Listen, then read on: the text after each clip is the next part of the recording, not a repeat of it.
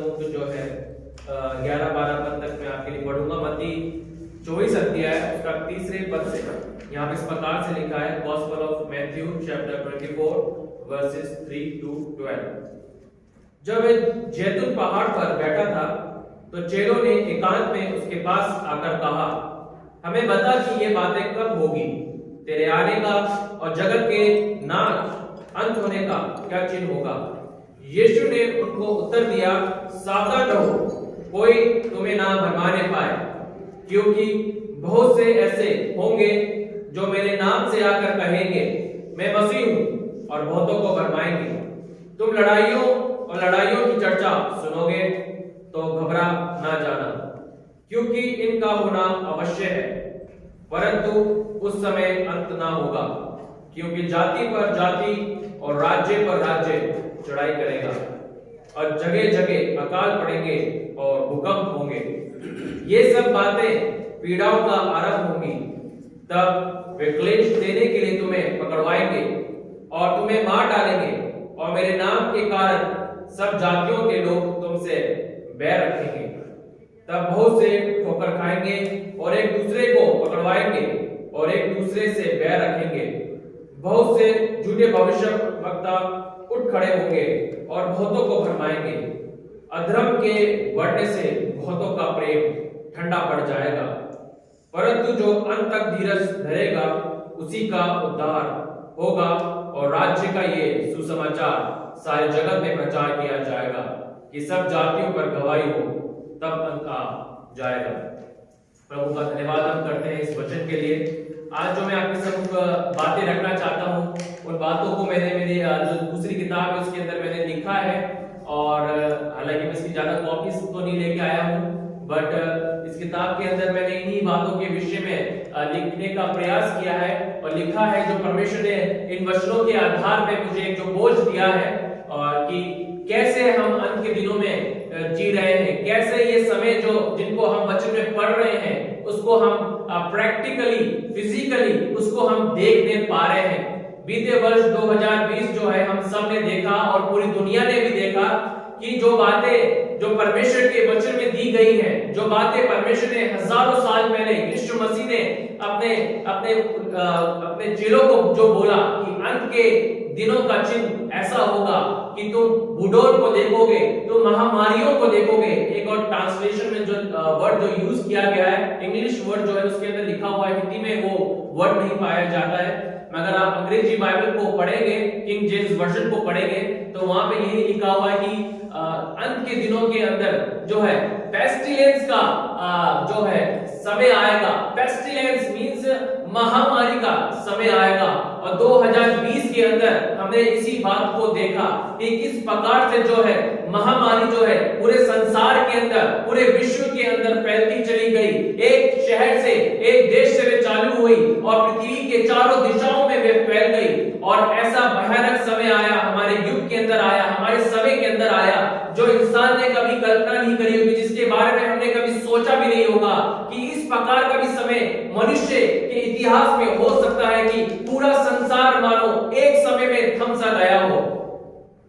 मेरे को यहाँ का तो नहीं पता, मगर हमारे जयपुर शहर में हमने इस चीज को, मैंने जब मैं ड्यूटी जाता था तो लॉकडाउन के टाइम में जब मैं हमारे पास परमिशन लेटर हमें दिया था कि आप लॉकडाउन में ड्यूटी जाने का जो पास हमें दिया गया था जाने का गवर्नमेंट की तरफ से, तो मैं जाता था तो मैं रोड के से जब होके गुजरता था अपने घर से वहां से, तो मैं देखता था कि एकदम सन्नाटा है। जो रोड जहां पे पैर रखने की भी जगह ना हुआ करती थी, गाड़ियों से भरी हुई रहती थी, हर समय वहां पे ट्रैफिक हुआ करता था। मगर जब मैं जाया करता तो इस बात को देखता था बिल्कुल सन्नाटा पड़ा हुआ है ना, एक इंसान भी वहां पर नहीं है। कभी किसी ने कल्पना नहीं करी, मैंने भी इस चीज की कभी कल्पना नहीं करी कि ऐसा भी समय आ सकता है। यहाँ का तो पता नहीं कितना सन्नाटा रहा या कितने लोग बाहर निकले या नहीं निकले, पता नहीं। बट जयपुर शहर का तो मैं बता सकता हूँ आपको, क्योंकि मैं जाता था, डेली जाता था, आना जाना मेरा लगा रहता था, ड्यूटी में जाता था, तो मैं देखते हुए जाता था और इस बात को सोचता था कि खुदावन ने सच में अपने वचन को किस कदर लाके पूरा किया है कि लोग वास्तव में जब ये महामारी फैल रही है, लोग अपने घरों में डर के रह रहे हैं। है ना। एक डर सा माहौल इस संसार में चारों दिशाओं में फैल गया। ये महामारी जो है चारों दिशाओं में फैलती ही चली जा रही है। परमेश्वर अपनी एक एक वचन को, एक एक मात्रा को अंश अंश करके, एक एक करके पूरा करता चला जा रहा है। अपने एक एक बिंदुओं को, वचन की एक एक मात्राओं को पूरा करता चला जा रहा है। मगर सवाल इस बात का है कि क्या हम परमेश्वर के वचन को पढ़ के इन बातों को देखते हुए समझ पा रहे हैं कि हम कैसे युग में जी रहे हैं, कैसे समय में हम जी रहे हैं, ये समय कैसा आ चुका है। हमने क्या इस बात की कभी ध्यान दिया है या नहीं दिया है? आज सवाल ये है, एक बहुत बड़ा क्वेश्चन है कि हम केवल यूं ही जी रहे हैं इन तमाम बातों को देख के, मगर कभी हम इस बात की ओर अपने अधिक ध्यान को नहीं लेके जाते हैं कि खुदावन अपने वचन को पूरा करता चला जा रहा है। अगर आपका ध्यान नहीं है तो भी खुदावन आपका अपने वचन को पूरा कर रहा है। अगर आपका ध्यान है खुदा के वचन में कि वे अपनी प्रतिज्ञाओं को, वे अपनी भविष्यवाणियों को पूरा कर रहा है, तो भी वे अपनी वचन को पूरा करता चला जा रहा है।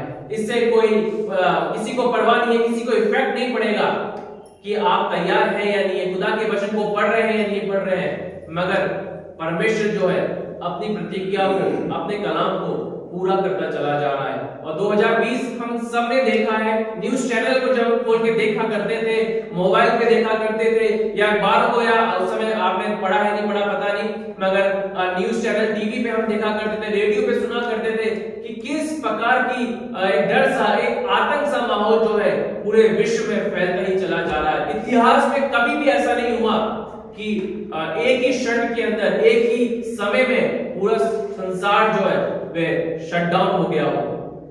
कभी भी ऐसा समय नहीं आया। महामारियां पड़ी, पेस्टिलेंस बहुत से आए हैं, बहुत सारी बातों का सामना इस संसार में, संसार के लोगों ने किया है कि महामारियों को उन्होंने देखा। मगर जब ऐसा समय आया, ऐसी महामारियां पड़ी, किसी राज्य में या किसी शहर में पड़ी, तो वही शहर जो है थम सा गया हो, मानो बंद सा हो जाया करता था। इंग्लैंड में पड़ी, स्पेन में पड़ी, जर्मनी में पड़ी, बहुत सारी कंट्रीज में पड़ी, मगर वे कंट्रीज, केवल वही कंट्रीज इफेक्टेड होती थी और वही कंट्रीज जो है थम सी जाती थी। मगर एक ही क्षण के अंदर, एक ही समय में पूरा संसार कभी भी शटडाउन नहीं हुआ, लॉकडाउन नहीं हुआ।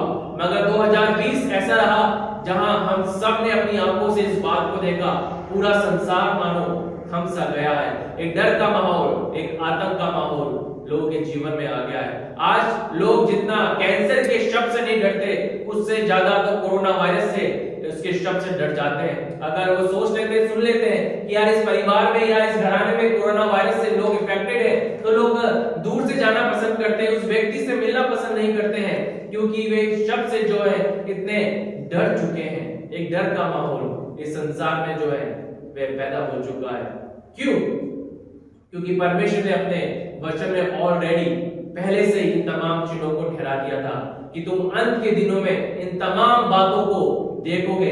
ये तो केवल एक महामारी है, विश्व स्तर पे लोग आज परेशान हैं, दुखों से छली हो चुके हैं, पीड़ाओं से पड़े हुए हैं, बीमारियों से ग्रसित हैं, कहीं भूडोल हो रहा है तो कहीं अकाल पड़ रहा है। एक ही समय में ये सारी घटनाएं एक ही समय में सारी घटनाएं आज दिखने में आ रही हैं। जो कई वर्षों में हुआ करता था, आज हर मिनट में ये घटनाएं घट रही हैं। जो भूडोल के विषय में अगर हमारे जो पूर्वज थे, अगर आप उनसे अगर आपने सुना हो, तो कई शताब्दियों में भूकंप आया करते थे, नहीं आया करते थे। आप सोचते थे सन 1950 में भूकंप आया, सन 1960 में भूकंप आया, सन 1974 में भूकंप आया। मगर आज अगर आप अखबार को उठा के पढ़ेंगे, अगर अखबार को भी उठा के नहीं पढ़े, तो आज हमारे पास एंड्रॉइड मोबाइल्स हैं, अगर उसके ऊपर उठा के गूगल पे जाके सर्च करेंगे तो प्रति मिनट कहीं ना कहीं भूकंप आ रहा है। आज प्रति मिनट कहीं ना कहीं आज एक भूकंप कहीं ना कहीं इस संसार में, विश्व में भूकंप आ रहा है। इस सारी घटनाएं आज हो रही हैं। प्रभु ने पहले से ही इन वचनों को बता दिया था कि अंत का समय ऐसा होगा, और आज हम उस समय को देख रहे हैं, उसमें जी रहे हैं। बट सवाल एक जो है मैं आपसे जो करना चाहता हूं वो ये कि तमाम इन चीजों को तो हम जान रहे हैं और सीख भी रहे हैं, समझ भी रहे हैं कि हम अंत के समय में जी रहे हैं, ये अंत का समय आ चुका है। यीशु मसीह अपने वचन को, परमेश्वर पिता पवित्र आत्मा अपने कलाम को एक एक अक्षर करके पूरा करता चला जा रहा है, और इन चीजों को तो हम देखते ही आ रहे हैं। मगर सबसे बड़ा जो सवाल वो ये है कि क्या हम उस दिन के लिए, उस घड़ी के लिए तैयार हैं या नहीं है। कैसे जाने और कैसे हम तैयार हो उस क्षण के लिए जब हमारा यीशु मसीह बातों पे अपनी कलीसिया को, अपनी दुल्हन को लेने आने वाला हो, लेने आएगा। केवल 2 बातें जो है प्रभु के वचन से मैं निकाल के आपके लिए पढ़ूंगा, कोई भी निकाले। पहला यूहन्ना 3 अध्याय है और उसका 2रा और 3रा पद पढ़े कोई भी।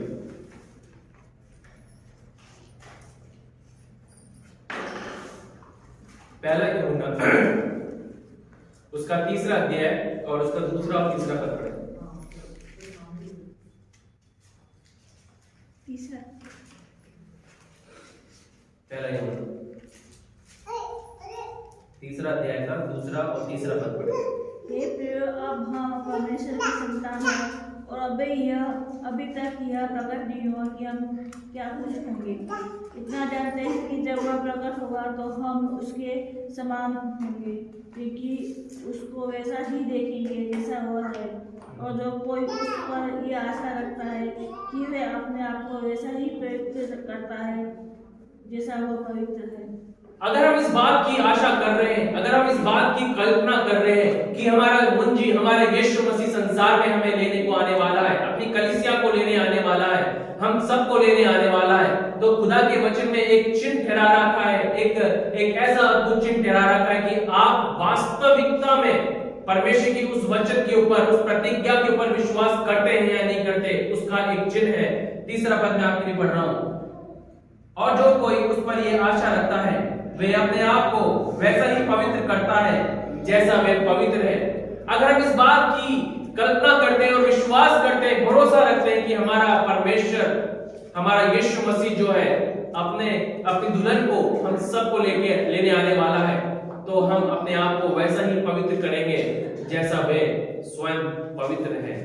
एक पवित्रता का जीवन हम जिएंगे।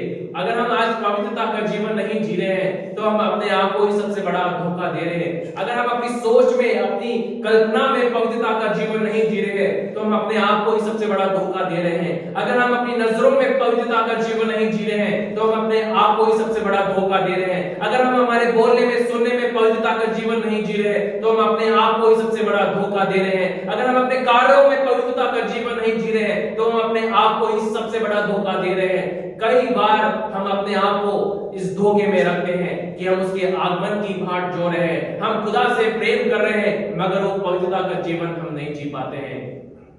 अगर आप वास्तविकता में, मैं नहीं कह रहा, मेरी बात पे यकीन ना करें, मगर खुदा के कलाम पे यकीन करें। खुदा का वचन कह रहा है इस बात के लिए, खुदा की आत्मा अपनी कलीसिया को इस बात के लिए तैयार कर रही है, आग्रह कर रही है कि हम अपने आप को पवित्र करें जैसा हमारा दूल्हा, हमारा यीशु मसीह पवित्र है। क्योंकि अगर हम अपने आप को पवित्र नहीं करेंगे, अपने जीवन को प्रतिदिन पवित्रता के मार्ग में नहीं चलाएंगे, अपनी नजरों को पवित्र नहीं करेंगे, अपनी जुबान को पवित्र नहीं करेंगे, अपने सुनने के तरीके को पवित्र नहीं करेंगे, अपनी सोच को पवित्र नहीं करेंगे, अपने कार्यों से हम अपने आप को पवित्र नहीं करेंगे, तो हम उसके आगमन के लिए मैं आपको बताना चाहता हूं कि आप तैयार कभी ना होने पाएंगे।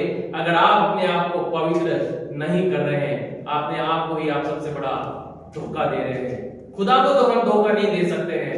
मैं आपको ये बात बताना चाहता हूं, हम मनुष्यों को तो बहुत अच्छे से भरमा सकते हैं, धोखे में रख सकते हैं, उन्हें भरमा सकते हैं, उन्हें मिसगाइड कर सकते हैं, एक हिप्रोक्रेसी का दिखावटी जीवन जी सकते हैं कि हम बहुत ही पवित्र हैं, हम बहुत ही अच्छे हैं।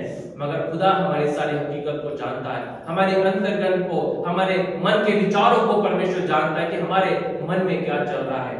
हम सबके सामने अच्छा बनने की कोशिश तो कर सकते हैं, ये बताने की कोशिश तो कर सकते हैं कि हम परमेश्वर से बहुत प्रेम करते हैं, हम प्रभु के लोगों से तो बहुत प्रेम करते हैं, मगर वास्तविकता क्या है ये हर एक व्यक्ति अपने अंदर जानता है कि सच्चाई क्या है। प्रभु का वचन इस बात को कहता है, जब तुमने एक दूसरे से प्रेम नहीं रखते हो, एक दूसरे से प्रेम नहीं कर पाते हो, तो अदृश्य परमेश्वर को, जिसको तुमने देखा ही नहीं, कैसे प्रेम कर सकते हो। हम आपस में ही नहीं प्रेम कर पा रहे हैं तो कैसे उस ईश्वर को, जिसको हमने देखा नहीं, प्रेम कर सकते हैं। एक प्रेम की कमी है। और जैसे मैंने अभी मत्ती 24 में पढ़ा कि अधर्म के बढ़ने से बहुतों का प्रेम क्या हो जाएगा? ठंडा पड़ जाएगा। ये मुझे बताने की जरूरत नहीं है ना। मैं बहुत सारी जगहों में खुदा मुझे लेके जाता है और मैं इस बात को देखता हूँ। जब इस बात को बोलता हूँ तो बहुत सारे लोग आके इस बात को बोलते हैं कि सच में ये बातें कितनी सत्य है कि लोगों का प्रेम ठंडा पड़ चुका है आज अधर्म के बढ़ने से। जब ये देखते हैं कि आपस में ही हम उलझे हुए हैं, आपस में ही हम लड़ रहे हैं, हमारे जीवनों में प्रेम नहीं है, आपस में ही प्रेम नहीं है, पति पत्नी के बीच में प्रेम नहीं है, भाई बहन के बीच में प्रेम नहीं है, भाई भाइयों के बीच में प्रेम नहीं है, तो कैसे हम संसार को जीत पाएंगे? कैसे हम संसार तक परमेश्वर के संदेश को लेके जाने वाले हो सकेंगे? क्योंकि हमारे आपस में ही प्रेम नहीं है। वो प्रेम कहाँ चला गया? वे प्रेम हमारे बीच में से कहाँ चला गया? है ना। मैंने कहा ना आपको थोड़ी देर पहले, हम सबको धोखा दे सकते हैं। हम अपनी माँ को धोखा दे सकते हैं, अपनी पत्नी को धोखा दे सकते हैं, अपने बच्चों को धोखा दे सकते हैं, अपने पड़ोसी को धोखा दे सकते हैं, हम हर एक को धोखा दे सकते हैं, उन्हें बेवकूफ बना सकते हैं, भरमा सकते हैं, मगर जीवित सेनाओं के यहोवा को बेवकूफ नहीं बना सकते। वे दिल की गहराइयों को, हर एक विचारों को जांचने और परखने वाला परमेश्वर है। वे आपके जीवन को तोलने वाला परमेश्वर है। आज हम कहां स्टैंड करते हैं? आज समय आ चुका है नींद से जागने का, इस बात की गहराई में अपने ध्यान को लगाने का कि क्या मैं पवित्रता का जीवन जी रहा हूं या नहीं जी रहा हूं। अगर नहीं जी रहा हूं तो मैं आपको बताना चाहता हूं कि चाहे कितने लोग आके इस बात को कह दे कि प्रभु बहुत दयालु है, प्रभु बहुत प्रेमी है, हाँ वे बहुत दयालु है, वो बहुत प्रेमी करने वाला परमेश्वर है, वे क्षमा करने वाला परमेश्वर है, मगर खुदा की एक वचन में इस बात को भी लिखा है कि वे एक सच्चा न्यायी परमेश्वर है। वे अपने न्याय को भी प्रकट करता है। अगर वे 99% 100 में से 99% अनुग्रह देता है तो 1% को ऐसा लगता है जहां वे न्याय भी करता है। इस पार्ट को हम तो भूल ही जाते हैं कि वे एक सच्चा और न्यायी परमेश्वर भी है। अगर उसके तराजू में 50% जो अनुग्रह है तो 50% उसके सच्चाई भी है। यही तो लिखा है। पहला यूहन्ना निकाले, यूहन्ना की जे निकाले, सॉरी यूहन्ना उसका पहला अध्याय और जहां तक मुझे याद है उसका शायद 8वां पद होगा। यूहन्ना की इंजील 8वां पद होना चाहिए।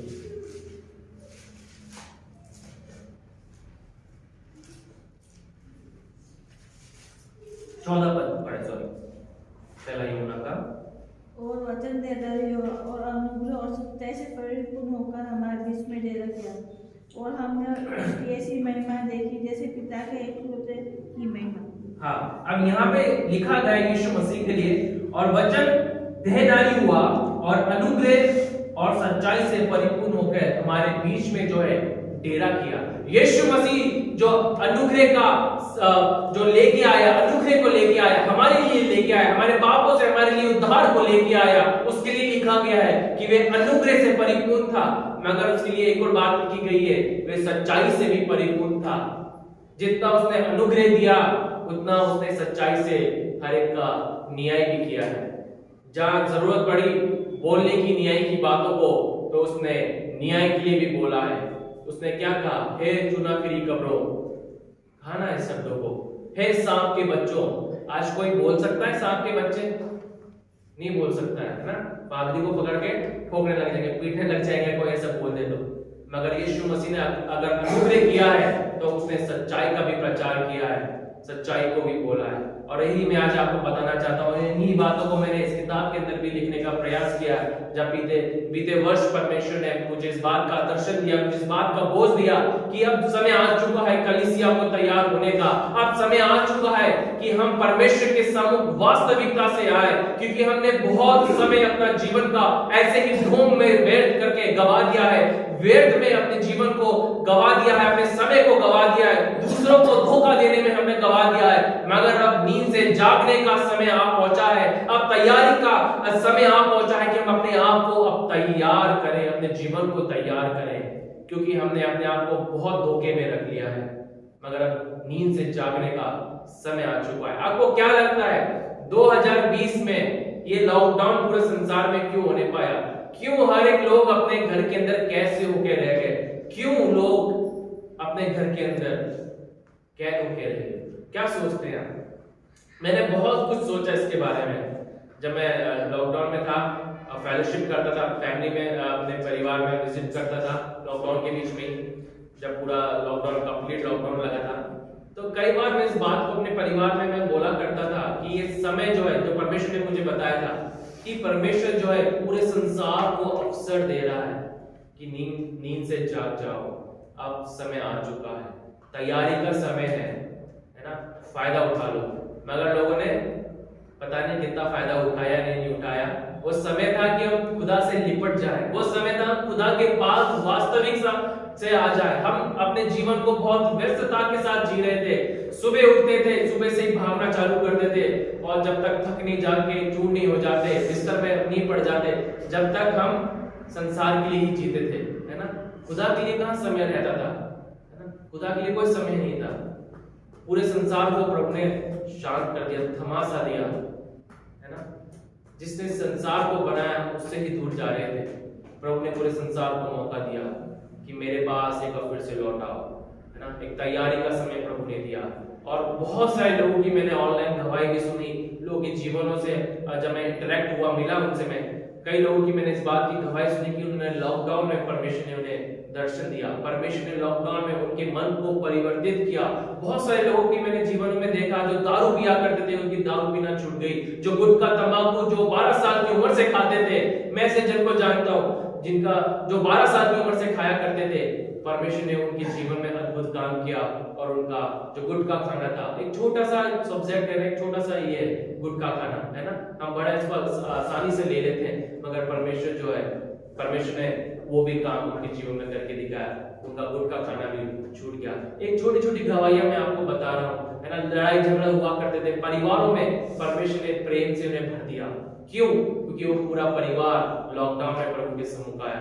बहुत सारे लोग लॉकडाउन में परमेश्वर के सम्मुख आए, जिन्होंने चाहा उन्होंने फायदा उठाया इस समय का, उस समय का, और खुदा के पास अपने जीवन को लेके आए। तो पहला चीज जो मैंने आपके सम्मुख रखा वो क्या रखा?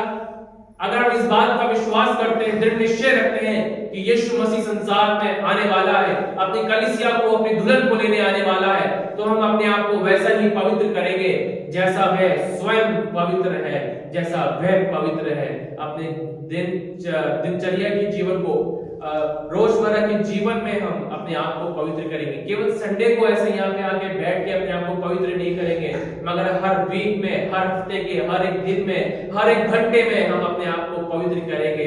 जहाँ हमें परीक्षा का मौका जब हमारे जीवन में पड़े कि हम कुछ गलत काम कर सकते हैं, कोई हमें नहीं देख रहा, वहां हम अपने आप को प्रूफ करके दिखाएंगे खुदा की नजरों में, खुदा हम तेरे हैं, हम तेरे पवित्रता के मार्ग को चुनते हैं। परमेश्वर तेरे मार्ग को ही चुनेंगे प्रभु जो पवित्र है। हम यूसुफ के जीवन को देख सकते हैं, जब पोतीफार की जो वाइफ थी, उस समय जब उसके ऊपर अटैक करने वाली थी, वो कह रही थी कि तू मेरे साथ जो है मेरे साथ संबंध बना सकता है, मेरे साथ सेक्स कर सकता है, मगर उसने क्या किया आपको पता है? वह वहां से भाग गया। कौन देख रहा था उसे?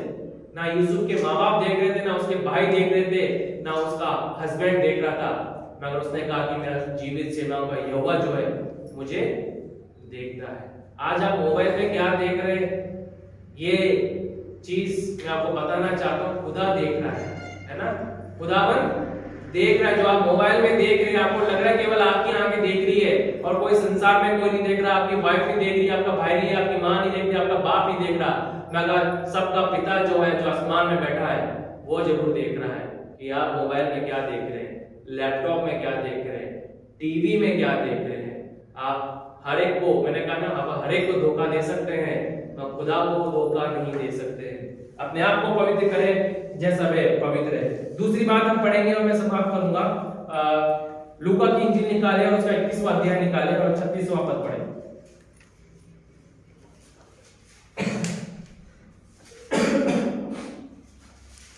लूका 21 और उसका 36।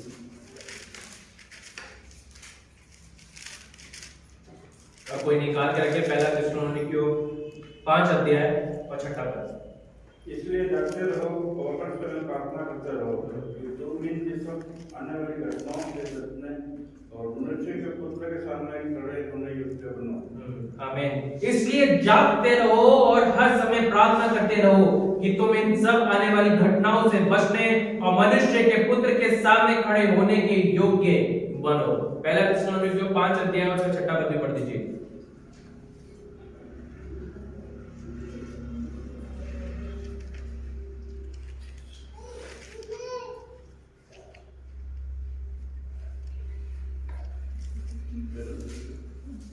में पढ़ो। यहाँ इस प्रकार से लिखा, पहला थिस्सलुनीकियों 5 अध्याय 6 पद, इसलिए हम दूसरों के समान सोते ना रहें पर जागते और सावधान रहें। परमेश्वर का वचन आज अपनी कलीसिया में दुल्हन को जो दूसरी बात के लिए आग्रह कर रहा है वो ये कि जागने का समय, जैसे मैंने आपने कहा था नींद से जागने का समय आ पहुंचा है। हम जागते रहें और सावधान रहें। यीशु मसीह ने कहा तुम प्रार्थना करते रहो और हर समय तैयार रहो, क्योंकि तुम परीक्षा में ना पड़ने पाओ, उन तमाम घटनाओं से तुम बच नहीं पाओ। आपको पता है यीशु मसीह ने जब परीक्षा के समय गसमनी के बाग में जब ये प्रार्थना करने गया, अगर मत्ती उसका 26 अध्याय के अगर आप 26 अध्याय के अगर आप 36 पद से आप पढ़ेंगे तो वहां पे गसमनी के विषय में लिखा गया है। और गसमनी के विषय में इस बात को हम पाएंगे कि यीशु मसीह जो है स्वयं 3 बार प्रार्थना करने जाता है और अपने चेलों को भी लेके जाता है और अपने चेलों को कहता है कि तुम भी मेरे साथ क्या करो, प्रार्थना करो, है ना। पढ़े निकाले, मैं आपको समझाना चाहता हूँ कुछ जो परमेश्वर की आत्मा चाहती है। मत्ती 26 अध्याय और उसका 36 पद। तब यीशु अपने चेलों के साथ गेत्सेमनी नाम एक स्थान में आया और अपने चेलों से कहने लगा कि यहीं बैठे रहना जब तक कि मैं वहां आकर प्रार्थना न करूं। और आगे पढ़े। और वह पतरस और जब्दी के दोनों पुत्रों को साथ ले गया और उदास और व्याकुल होने लगा।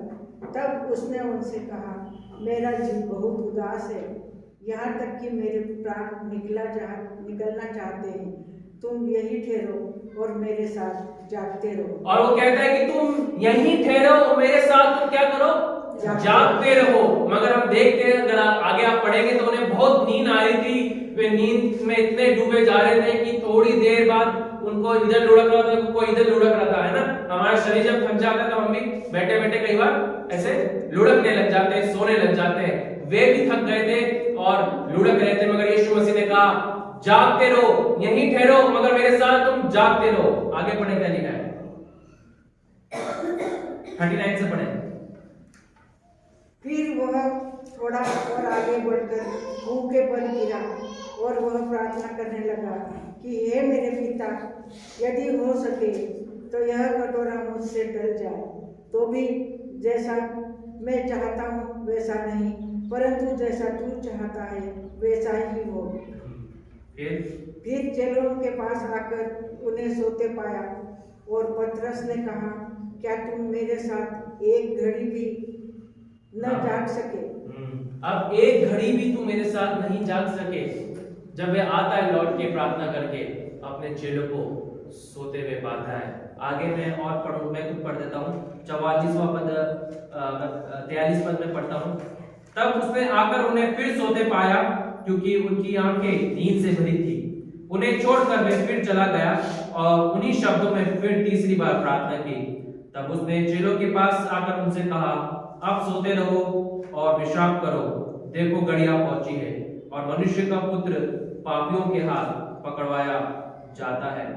अगर आप इसकी और ऊपर पढ़ेंगे तो 42वें पद में लिखा है, फिर उसने दूसरी बार जाग कर यह प्रार्थना की, हे मेरे पिता, यदि 41वां पद, जागते रहो और प्रार्थना करते रहो कि तुम परीक्षा में ना पढ़ो। आत्मा तो तैयार है परंतु शरीर दुर्बल है। 41वां पद। वो दूसरी बार जब आता है तो उन्हें कहता है कि तुम जागते रहो और प्रार्थना करते रहो कि तुम क्या करो, परीक्षा में ना पढ़ो, है ना। प्रभु आज अपने वचन से हमें सचेत कर रहा है इस बात के लिए, हमें जागते रहने के लिए और प्रार्थना करते रहने के लिए। जागने का समय अब आप पहुंचा है कि आने वाला समय और भी भयानक है।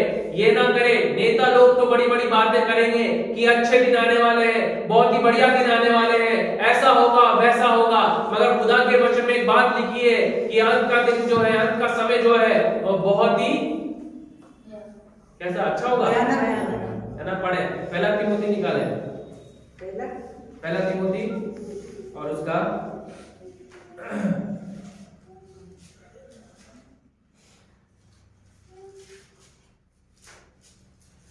दूसरा तिमोथी उसका तीसरा अध्याय और पहला पद को भी पढ़ दीजिए। दूसरा तिमोथी तीसरा अध्याय और पहला पद। पर यह जान रख कि अंतिम दिनों में कठिन समय आएंगे। अंतिम दिनों में क्या आएंगे? कठिन समय आएंगे, मुश्किल का समय आएगा, अच्छा समय नहीं आएगा। खुदा अपने वचन में बड़ी स्पष्टता से इस बात को स्पष्ट कर रहा है कि अंतिम दिन जो है, जिस समय में हम जी रहे हैं, जिस युग में हम जी रहे हैं, वे कितना कठिन समय हम देख रहे हैं। आज भाई को मारने में लगा है ना, लूटने में लगा है, परेशान करने में लगा है। आज एक बेटी अपने घर के अंदर भी सेफ नहीं है। हम ऐसी बहुत सारी खबरों को सुनते हैं जहां एक पिता अपनी बेटी के साथ दुष्कर्म कर देता है। आज किस प्रकार का भयानक माहौल इस संसार में फैलता ही चला जा रहा है, हम इस बात को देख रहे हैं। और खुदा कह रहा है, हमारे को खुदा का वचन कह रहा है, जागते रहो और प्रार्थना करते रहो, है ना। तुम ज्योति की संतान हो, पहला थिस्सलुनीकियों 5 अध्याय 6 पद में हमने पढ़ा, तुम ज्योति की संतान हो, तुम ज्योति की संतान हो। ऐसा ना हो कि वे दिन तुम्हारे पर अचानक से ना आ पड़े।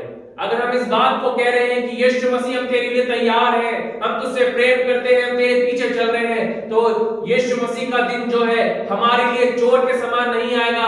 चोर के समान तो वे दिन उन लोगों के लिए आएगा जो इन सच्चाई से, खुदा के वचन से अनजान है, इन बातों से अपने आप को पीछे हटा चुके हैं, अनजान रह रहे हैं कि खुदा का दिन कितनी रफ्तार से आ रहा है, कैसे वे अपने वचन को पूरा करता चला जा रहा है। वे लोग अंधकार में अपने जीवन को जी रहे हैं, जो ज्योति की संतान है, जो ज्योति में चल रहे हैं, ना केवल वे अपने आप को पवित्र कर रहे हैं जैसा वे पवित्र है, मगर वे जागे हुए हैं, सावधान हैं इस बात के लिए कि खुदावंद अपने पुत्र को, सेना का यहोवा अपने पुत्र को, यीशु मसीह को संसार में अब बस भेजने वाला है, वे आने वाला है और उसकी कलीसिया जो है, उसकी जो दुल्हन जो है, वे अपने आप को तैयार करेगी। एक अंतिम वचन बोल के मैं समाप्त करना चाहूंगा। सदियों से, हजारों सालों से लोगों के जीवन में एक सवाल था, एक क्वेश्चन था कि यीशु मसीह कब आएगा। उसका आंसर मैं आपको दूंगा, कब आएगा यीशु मसीह। आइए निकाले प्रकाशित वाक्य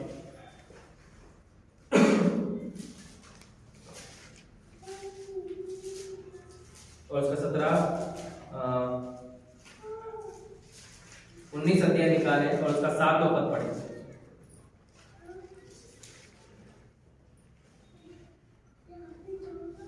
आओ हम आनंदित और मगन हो और उसकी स्तुति करें, क्योंकि मेमने का ब्याह आ पहुंचा और उसकी पत्नी ने अपने आप को तैयार कर लिया है। हाँ, आमीन। उसकी पत्नी ने, उसकी दुल्हन ने, उसकी कलीसिया ने अपने आप को तैयार कर लिया है। तुम आनंदित हो, मगन हो, क्योंकि मेमने का ब्याह, उसके आगमन का दिन, आगमन का समय अब क्या है, आप पहुंचा है। अब नींद से जागने का समय आप पहुंचा है और उसकी दुल्हन ने, उसकी कलीसिया ने अपने आप को क्या कर लिया है, तैयार कर लिया है। जो लोग तैयार हैं वे उसके लिए आने वाला है। यीशु मसीह अपनी दुल्हन को लेने आने वाला है और उस दुल्हन को लेने आने वाला है जो उस मेमने के ब्याह के लिए, उस बड़े दिन के लिए अपने आप को तैयार कर रहे हैं। आज मैं आपको बताना चाहता हूँ, बहुत थोड़े से लोग हैं जो अपने आप को तैयार कर रहे हैं।